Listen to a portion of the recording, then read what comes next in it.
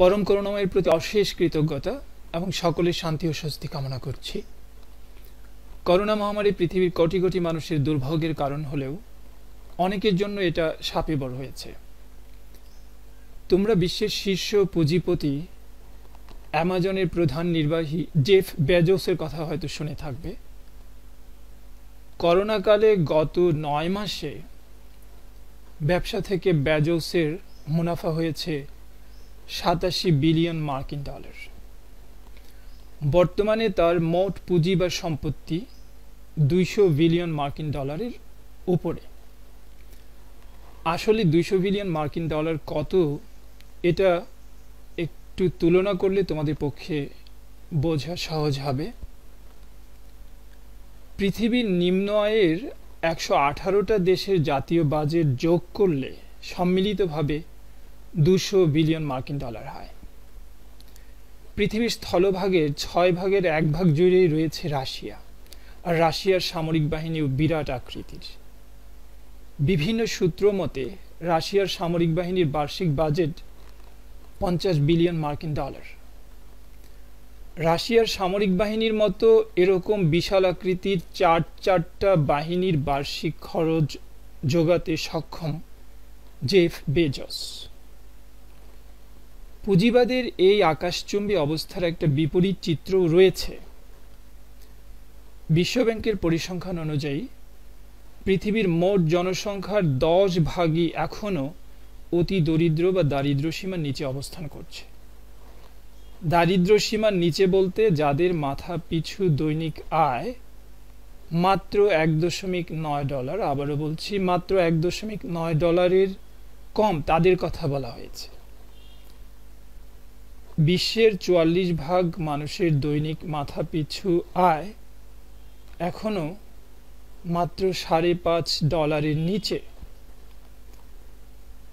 IMF এর পরিসংখ্যান মতে গত ৬০ বছরে বিশ্বের মোট জিডিপি বা মোট উৎপাদনের পরিমাণ বেড়েছে ৬৭ গুণ।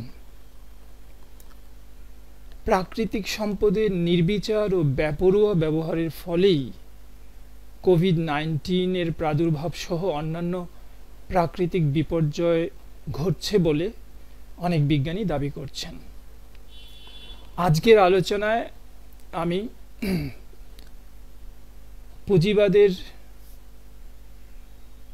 পুঁজিবাদ সম্পর্কে প্রাথমিক ধারণা দেওয়ার চেষ্টা করব।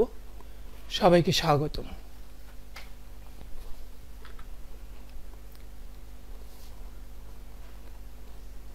আইরিশ অর্থনীতিবিদ ও দার্শনিক অ্যাডাম স্মিথ ১৭৭৬ সালে তার ওয়েলথ অফ নেশনস গ্রন্থে ক্লাসিক্যাল ক্যাপিটালিজমের ধারণা দেন। তার মতে চাহিদা যোগানের ভিত্তিতে ক্রেতা ও ভোক্তাদের মধ্যে পারস্পরিক ক্রিয়া প্রতিক্রিয়ার মাধ্যমে একটা বাজার ব্যবস্থার সৃষ্টি হয়, যে বাজারের নিয়ন্ত্রণ কোনো সুনির্দিষ্ট কর্তৃপক্ষ বা সরকারের হাতে থাকে না। অ্যাডাম স্মিথ মনে করেন যে এই নিয়ন্ত্রণটা থাকে একটা অদৃশ্য হাত বা তার ভাষায় ইনভিজিবল হ্যান্ডের হাতে।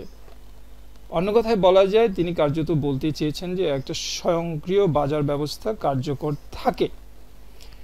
অ্যাডাম স্মিথ ছাড়াও Malthus, James Mill, David Ricardo, Charles Macaulay এসব মনীষী শিল্পের বিশেষায়ন, অবাধ প্রতিযোগিতা, তুলনামূলক সুবিধা তত্ত্ব এসব প্রচার ও প্রকাশ করেছেন এবং এসবের মাধ্যমে শিল্পের বিকাশ তথা পুঁজিবাদের বিকাশ ঘটেছে। তোমরা জানো যে পঞ্চদশ থেকে অষ্টাদশ শতাব্দী পর্যন্ত আন্তর্জাতিক অঙ্গনে ইউরোপীয়দের সামরিক ক্ষেত্রে, অর্থনৈতিক ক্ষেত্রে একটা একচ্ছত্র আধিপত্য ছিল এবং এর মাধ্যমে তারা উপনিবেশবাদ ও মার্কেন্টাইলিজমের মাধ্যমেই এর ভিত্তিতে বা এর হাত ধরে আধুনিক পুঁজিবাদের জন্ম হয়েছে। ঔপনিবেশিক অঞ্চলে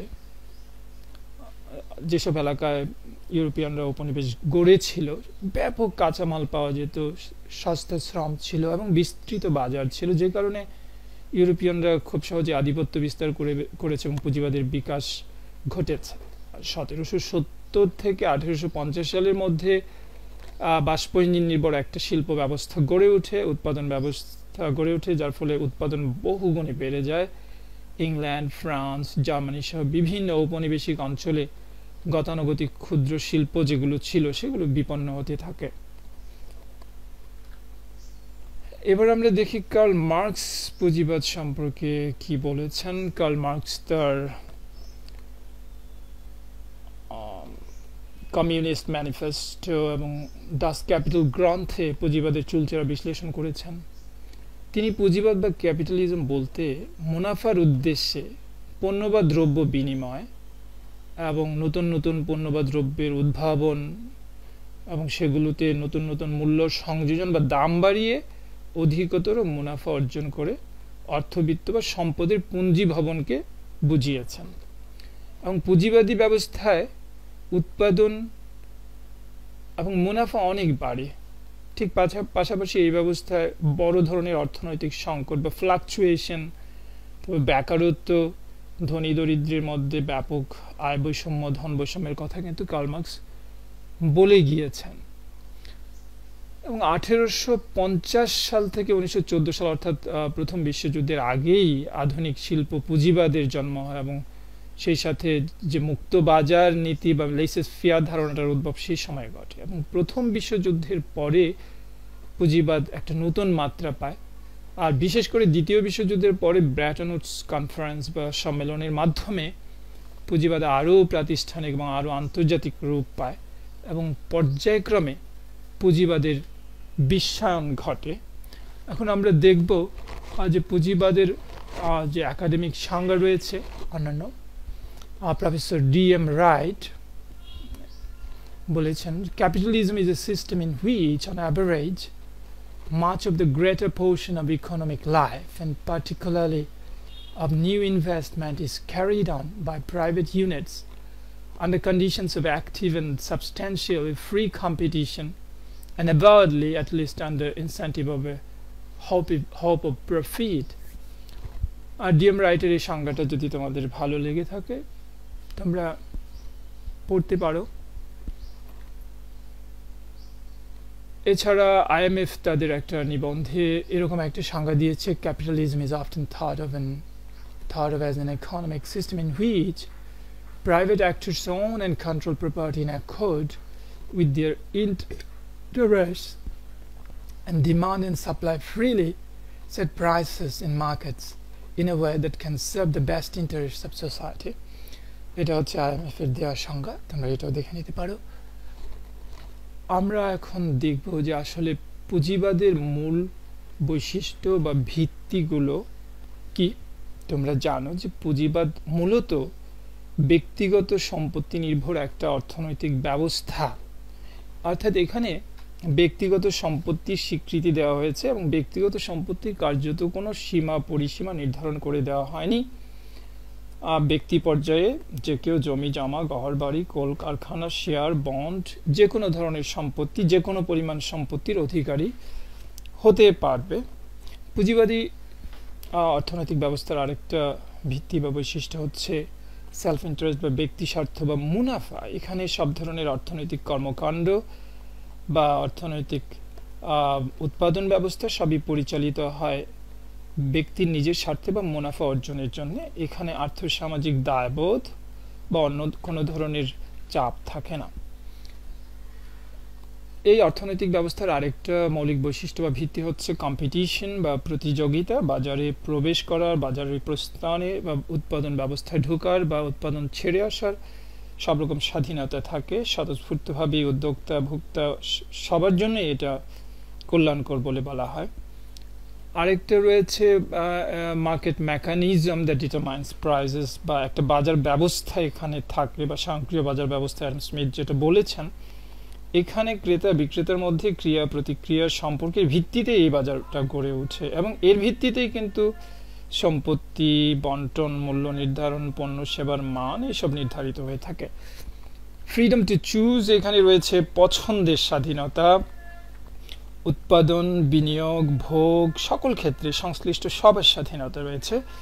পুঁজিপতিরা নতুন নতুন বিনিয়োগ করতে পারবে, ভোক্তারা ইচ্ছামতো পণ্য পছন্দ করতে পারবে, শ্রমিকরা ইচ্ছামতো কর্ম পরিবর্তন গ্রহণ বর্জন করতে পারবে, থিওরিটিক্যালি এটা বলা রয়েছে। তারপর লিমিটেড রোল অফ গভর্নমেন্ট, আমরা আরেকটা ভিত্তি বা বৈশিষ্ট্য দেখছি যে এখানে পুঁজিবাদী অর্থনৈতিক ব্যবস্থায় সরকারের ভূমিকাটা কেমন হবে। নাগরিক তথা ভোক্তাদের অধিকার রক্ষা, শিল্পের উন্নয়ন, পরিবেশ রক্ষা, বাজার নিয়ন্ত্রণ, এখানে সরকার একটা সহায়ক ভূমিকা কার্যত পালন করবে। এখন পুঁজিবাদী অর্থনৈতিক ব্যবস্থা কত ধরনের হতে পারে আমরা দেখে নিই একটু। প্রথমেই দেখছি যে স্টেট গাইডেড ক্যাপিটালিজম বা রাষ্ট্র নিয়ন্ত্রিত এক ধরনের পুঁজিবাদী ব্যবস্থা। এক্ষেত্রে রাষ্ট্র তুলনামূলকভাবে অধিকতর সক্রিয় ভূমিকা পালন করবে। কোন কোন ক্ষেত্রে উৎপাদন বাড়াতে হবে, বিনিয়োগ বাড়াতে হবে, এটা রাষ্ট্রই ঠিক করে দিবে, বা আমরা যেটাকে বলি প্রায়োরিটি নির্ধারণ করা বা অগ্রাধিকার ঠিক করে দেওয়া, সেটা রাষ্ট্র করে দিবে। এবং অর্থনীতির বিভিন্ন সেক্টরগুলো রাষ্ট্রের স্বয়ংক্রিয় একটা নজরদারি ব্যবস্থার মধ্যে থাকবে, এবং এতে কোনো বিশেষ শ্রেণী রাষ্ট্রের আনুকূল্য পেতে পারে, যেটাকে আমরা স্বজন তোষণ বলি। যেহেতু রাষ্ট্রের নজরদারি বেশি থাকবে, দুর্নীতির প্রশ্রয় নেওয়ারও একটা সুযোগ রয়েছে। এরপর আমরা দেখছি অলিগার্কিক ক্যাপিটালিজম বা আমরা অভিজাততান্ত্রিক একটা পুঁজিবাদী ব্যবস্থার কথা বলতে পারি। দেশের একটা বিশেষ শ্রেণী বা গোষ্ঠী, আমরা এলিট শ্রেণীও বলতে পারি, এদের অর্থনৈতিক সমৃদ্ধি সাধনই আসলে এই ধরনের পুঁজিবাদী ব্যবস্থার লক্ষ্য হয়ে থাকে, এবং এর ফলে রাষ্ট্রের সামঞ্জস্যপূর্ণ উন্নয়নের সুযোগ আসলে অনেক ক্ষেত্রে ব্যাহত হয়, যেহেতু এটা অভিজাততান্ত্রিক একটা পুঁজিবাদী ব্যবস্থা। এবং এই ক্ষেত্রে রাষ্ট্রে ধনী দরিদ্রের মধ্যে, শ্রমিক মালিকের মধ্যে একটা বৈষম্য আরও বেড়ে যেতে পারে। এরপর আমরা দেখছি বিগ ফার্ম ক্যাপিটালিজম। এখানে আসলে বৃহদাকার যেসব অর্থনীতি রয়েছে, বিশ্বে বড় বড় অর্থনীতির দেশগুলো রয়েছে, সেসব ব্যাপক ভিত্তিক উৎপাদন ব্যবস্থা, এই ধরনের পুঁজিবাদী ব্যবস্থাটা অধিকতর কার্যকরী। খুব বড় ধরনের ন্যাশনাল মাল্টিন্যাশনাল কোম্পানিগুলো এখানে অ্যাক্টিভলি ইনভলভ থাকে এবং মার্কেটকে কন্ট্রোল করে থাকে। এরপর আমরা দেখছি এন্টারপ্রেনিউরিয়াল ক্যাপিটালিজম, বা এটাকে উদ্যোগী বা উদ্ভাবনী পুঁজিবাদ বলা যেতে পারে, যেখানে নতুন নতুন প্রযুক্তি, যেমন আমরা আইটির কথা জানি, গ্রিন এনার্জি রয়েছে, বায়োটেকনোলজি রয়েছে, ন্যানো টেকনোলজি, বা সাম্প্রতিক যেটা আর্টিফিশিয়াল ইন্টেলিজেন্স বা কৃত্রিম বুদ্ধিমত্তা, এগুলোর মাধ্যমে উৎপাদন এবং বাজার ব্যবস্থাপনার ব্যাপক এবং বৈপ্লবিক পরিবর্তন আনা হয়ে থাকে এই পুঁজিবাদে। এখন আমরা দেখে নেব আসলে পুঁজিবাদী অর্থনৈতিক ব্যবস্থার কি কি সুবিধাদি রয়েছে বা এর পক্ষে কি ধরনের যুক্তি রয়েছে। ফ্রিডম অফ এন্টারপ্রাইজ বা উদ্যোগের বা উৎপাদনের স্বাধীনতা এখানে বিরাজ করে। একজন পুঁজিপতি বা একজন শিল্পপতি বা একজন শিল্প মালিক বা যে কোনো উদ্যোক্তা নিজের পছন্দ মতো কোনো উৎপাদন কর্মকাণ্ড শুরু করার একটা স্বাধীনতা এখানে ভোগ করবেন। ইনক্রিজিং কোয়ালিটি অফ প্রোডাক্ট, এখানে উদ্যোক্তারা বা শিল্পপতিরা যেহেতু একটা প্রতিযোগিতার মধ্যে নিয়ত লিপ্ত থাকে, ভোক্তাদের সন্তুষ্টি অর্জনের একটা চেষ্টায় লিপ্ত থাকে, সেজন্যে কে কার চেয়ে অধিকতর ভালো পণ্য উৎপাদন করতে পারে সেরকম একটা চেষ্টা পুঁজিবাদী অর্থনৈতিক ব্যবস্থায় থাকে। ফ্রিডম অফ কনজিউমার বা ভোক্তার স্বাধীনতা, ভোক্তারা যথেষ্ট পরিমাণ স্বাধীনতা পুঁজিবাদী অর্থনৈতিক ব্যবস্থায় ভোগ করে, যেহেতু বাজারে অনেক ধরনের পণ্যের উপস্থিতি থাকে, ভোক্তারা তাদের রুচি, পছন্দ, তাদের অর্থনৈতিক সামর্থ্য এসব অনুযায়ী কোনো পণ্য পছন্দ করার বা অপছন্দ করার একটা স্বাধীনতা পুঁজিবাদী অর্থনৈতিক ব্যবস্থায় ভোগ করে থাকে। রিডিউসিং প্রোডাকশন কস্ট, এখানে অনেক ধরনের আধুনিক যন্ত্রপাতি প্রযুক্তিও ব্যবহার করা হয়। আরেকটা হচ্ছে যে বড় স্কেলে উৎপাদন করলে উৎপাদন খরচ কমে আসে, আর যেহেতু একটা প্রফিট মোটিভ কাজ করে, যে লাভের মনোবৃত্তি, সেহেতু উৎপাদন খরচ কমাবার একটা চিন্তা বা পণ্যের দাম কমাবার একটা টেন্ডেন্সিও উৎপাদনকারীদের মধ্যে বা শিল্পপতিদের মধ্যে রয়ে যায়।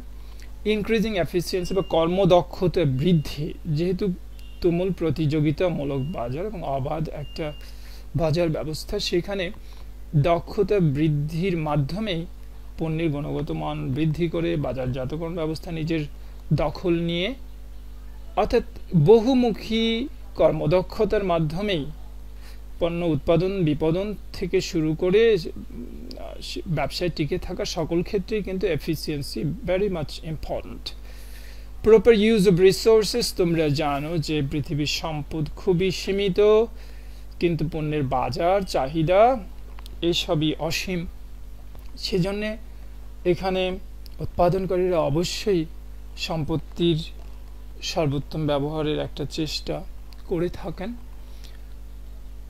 পক্ষে আরও যুক্তি রয়েছে যে এক্সপানশন অফ ট্রেড, নতুন নতুন ব্যবসা বাণিজ্যের সম্প্রসারণ, ভোক্তাদের পছন্দ রুচি অনুযায়ী চাহিদা অনুযায়ী নতুন নতুন পণ্য উৎপাদন করে থাকে উৎপাদনকারীরা, এবং কোথায় নতুন নতুন লাভের ক্ষেত্র আছে, ব্যবসা এক্সপানশন করা যায়, সেটাও তাদের একটা দৃষ্টিভঙ্গি থাকে। এবং ইকোনমিক গ্রোথ, আমরা আমাদের ভূমিকায় বলেছি যে গত 6 দশকে প্রায় অর্থনৈতিক প্রবৃদ্ধি হচ্ছে 67 গুণ। এত বেশি উদ্যোক্তা, এত বেশি শিল্পপতি আর এত মুনাফা যে উৎপাদনের একটা তুমুল প্রতিযোগিতা শুরু হয়ে যায়, যে কারণে উৎপাদন বৃদ্ধি পায় বৈশ্বিক পর্যায়ে বা সামষ্টিক পর্যায়ে। ফ্রিডম অফ লেবারের কথা বলা হয়, যে অনেক ধরনের কাজ, অনেক ধরনের শিল্প কলকারখানা বা উৎপাদন ব্যবস্থা থাকার ফলে শ্রমিকরা বা কর্মীরা একটা পছন্দ করার বা একটা তাদের কর্ম ত্যাগ করার, কর্ম বদল করার, নতুন কাজ নেবার বা অবসর নেবার একটা সুযোগ পায়। অর্থাৎ কর্মীদের একটা স্বাধীনতা থাকে। টেকনোলজিক্যাল অ্যাডভান্সমেন্টের কথা বলা হয়েছে, যেহেতু অবাধ তুমুল প্রতিযোগিতামূলক বাজার এবং এখন যেহেতু বিজ্ঞান প্রযুক্তির যুগ, সুতরাং উৎপাদকেরা, শিল্পপতিরাও চেষ্টা করে তাদের পণ্য উৎপাদন বিপণন সকল পর্যায়ে নতুন নতুন প্রযুক্তি আর বিজ্ঞানের ব্যবহার করে তাদেরকে আরও প্রতিযোগিতামূলক, আরও দক্ষ, আরও সমৃদ্ধ করতে। পরে আমরা দেখছি এমপ্লয়মেন্ট অপরচুনিটি বা কর্মসংস্থান, যেহেতু অনেক ধরনের পণ্য রোজ রোজ তৈরি হচ্ছে, নতুন নতুন শিল্প স্থাপিত হচ্ছে, নতুন নতুন সম্ভাবনা তৈরি হচ্ছে, সেহেতু নতুন নতুন কর্মের সুযোগও সৃষ্টি হচ্ছে। এখন আমরা দেখব যে এই ক্যাপিটালিজমের বিপক্ষে কি ধরনের যুক্তি রয়েছে। প্রথমে আমরা দেখছি ইনক্রিজিং ইনইকুয়ালিটি, যেটা কার্ল মার্কস অনেক আগেই বলে গিয়েছেন যে উৎপাদন বাড়বে, অ্যাট দ্য সেম টাইম বড় ধরনের অর্থনৈতিক সংকট তৈরি হবে, বেকারত্বের সৃষ্টি হবে। আর বলা হচ্ছে যে সমাজে ধনী দরিদ্রের মধ্যে বৈষম্য বা গ্যাপ, তাদের পার্থক্যটা অনেক বেশি বেড়ে যাবে, যেটা আমরা সাম্প্রতিককালে দেখছি। পৃথিবীতে বিলিয়ন ইয়ারের সংখ্যাও বাড়ছে বা কোটিপতির সংখ্যাও বাড়ছে, আর নিচের দিককার দারিদ্র্যের সংখ্যাও অনেক বাড়ছে, এবং এই দুয়ের মধ্যে গ্যাপ বা দূরত্ব অনেক বেশি বেড়ে যাচ্ছে। এই মুহূর্তে বিশ্বে উপর দিককার বা ধনী শ্রেণীর 1% লোকের হাতে, মাত্র 1% লোকের হাতে রয়েছে বিশ্বের মোট 50% সম্পত্তি, আর বিশ্বের 99% মানুষের হাতে রয়েছে 99% মানুষের হাতে রয়েছে মাত্র বাকি অর্ধেক সম্পত্তি। কিছু কাল আগে ইংল্যান্ডের প্রভাবশালী পত্রিকা গার্ডিয়ানে এই বিষয়ে একটা নিবন্ধ প্রকাশিত হয়েছে, তোমরা ইচ্ছা করলে পড়ে নিতে পারো। এরপর আমরা দেখছি ক্লাস ডিসপ্যারিটি, এটাও কার্ল মার্কস বলেছেন, শ্রেণী বৈষম্য, শ্রমিক শ্রেণী, মালিক শ্রেণী, সমাজে অন্যান্য ছোটোখাটো শ্রেণীর উদ্ভব হবে এবং তাদের মধ্যে অনেক ডিসপ্যারিটি বা বৈষম্য, বিভাজন তৈরি হবে। Profit is the ultimate goal, এখানে আমরা বৈশিষ্ট্যেও বলেছি বা ভিত্তিতেও বলেছি, এখানে অর্থনৈতিক কর্মকাণ্ড বা উৎপাদন ব্যবস্থা কোনো জনস্বার্থে বা কোনো চাপে বা কোনো সামাজিক দায়বোধ থেকে চালানো হয় না, এটা ব্যক্তি স্বার্থে বা লাভের জন্য এবং লাভকে আরও মাল্টিপ্লাই করার জন্য, আরও বাড়াবার জন্যই এখানে অর্থনৈতিক কর্মকাণ্ড চলে। Wastage of property. তোমরা জানো যেহেতু একটা অবাধ প্রতিযোগিতা, এখানে অনেক কৃত্রিম প্রতিযোগিতা চলে। পণ্যকে অনেক পণ্যের মধ্যে অনেক রং ঢং লাগিয়ে, অনেক বিজ্ঞাপন দিয়ে মানুষকে আকৃষ্ট করা, যে কারণে অনেক ধরনের মার্কেটিংয়েও অনেক ধরনের ওয়েস্টেজ হয়ে যায়। অর্থাৎ পণ্যের যে মান বা গুণ, যে প্রকৃত মূল্য, বাজারে পৌঁছতে বা ভোক্তার কাছে পৌঁছতে সেটার মূল্য অনেক বেশি বেড়ে যায়। এছাড়া আরও রয়েছে মনোপলি। তোমরা জানো যে আমরা শুরুতে একটা উদাহরণ দিয়েছি জেফ বেজোসের কথা, যে একজন ব্যক্তির হাতে কত বেশি সম্পত্তি চলে যেতে পারে। ঠিক এরকম অনেক এমএনসিস বা মাল্টি ন্যাশনাল কোম্পানি রয়েছে পৃথিবীতে, যারা অনেক দেশের চেয়েও জিডিপি, অনেক দেশের জিডিপি বা ন্যাশনাল বাজেটের চেয়েও তাদের টার্ন ওভার বা তাদের লেনদেন, তাদের সম্পত্তির পরিমাণ অনেক বেশি। So they control the economy, they control the society and politics also. এই ধরনের একটা মনোপলি মার্কেটে বিরাজ করে। ইমার্জেন্সি বিজনেস সাইকেল, একটা ব্যবসায়ীদের চক্র, সাধারণত এই চক্রটা ভালো হয় না, তোমরা জানো, যেমনটা কৃত্রিমভাবে সংকট তৈরি করে দাম বৃদ্ধি করা ইত্যাদি ইত্যাদি ইত্যাদি, এগুলো তৈরি হয়। এন্ডেঞ্জারিং স্মল এন্টারপ্রাইজেস, এটা পুঁজিবাদের সেই শুরু থেকেই হয়ে আসছে, পুঁজিবাদের জন্মলগ্ন থেকেই। ট্রেডিশনাল বা ক্ষুদ্র শিল্প, কুটির শিল্প, মানুষের হস্তশিল্প, সেগুলো কিন্তু বিপন্ন হয়েছে, এখনও হচ্ছে। রিস্ক অফ এমপ্লয়মেন্ট, যেহেতু পুঁজিপতিরা অত্যন্ত শক্তিশালী, তারা নতুন নতুন প্রযুক্তি ব্যবহার করছে, তারা অর্থনৈতিকভাবে ক্ষমতাশালী, এবং নতুন প্রযুক্তি, নতুন কারখানা, নতুন উৎপাদন ব্যবস্থায় অনেক দক্ষ শ্রমিকও নতুন পর্যায়ে অদক্ষ হয়ে যায়। নতুন প্রযুক্তি ব্যবহার যেখানে করা হচ্ছে সেখানে আসে তার দক্ষতা কাজে লাগাতে পারে না, অথবা পুঁজিপতিরা তার যদি লাভ না হয় বা অন্যান্য কোনো মোটিভ থাকে, ব্যবসা অন্যদিকে এক্সপান্ড করে, যে কোনো মুহূর্তেই শ্রমিকদেরকে ছাঁটাই করে দিতে পারে। এই ধরনের সমস্যায়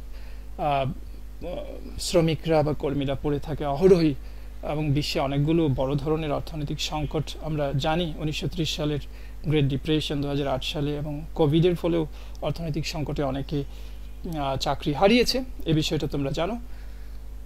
তোমাদের জন্য কিছু প্রশ্ন এখানে দেওয়া আছে। তোমাদের যেসব বই তোমরা ফলো করো বাজার থেকে কিনে, সেসবেও বিভিন্ন বছরের প্রশ্ন রয়েছে, সেখান থেকে তোমরা দেখে নেবে। এখানে কিছু পরিসংখ্যান দেওয়া রয়েছে, যেগুলো তোমরা দেখে নিতে পারো যদি প্রয়োজন মনে করো। তো তোমাদের জন্য এখানে কিছু বই এবং রেফারেন্সও রয়েছে, এগুলো খুব উপকারে আসবে যদি তোমরা দেখো। তোমাদের সবাইকে অসংখ্য ধন্যবাদ। সবাই সুস্থ থাকো, ভালো থাকো।